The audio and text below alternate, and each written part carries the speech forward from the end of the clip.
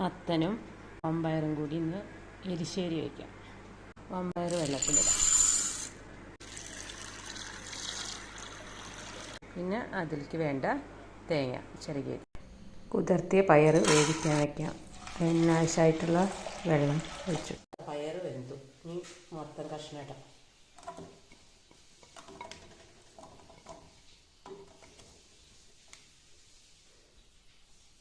കുറച്ച് മഞ്ഞൾപ്പൊടി, മുളക് പൊടി, ഉപ്പ്, കുറച്ച് വെള്ളം ഒഴിച്ചാൽ മതി. മത്തനൊന്ന് വേവട്ടെ. അരപ്പ് തയ്യാറാക്കാം. കുറച്ച് തേങ്ങ, ജീരകം, കറിവേപ്പില, ഇതൊന്ന് അരച്ചെടുക്കട്ടെ. മത്തനൊക്കെ വെന്തു. ഇതിലേക്ക് അരപ്പ് വരാം. തേങ്ങ, ജീരകം, കറിവേപ്പില കൂട്ടി അരച്ചതാണ്.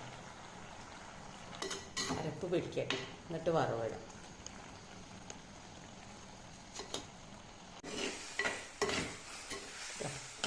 ഇതിലേക്ക് വറവിടാം.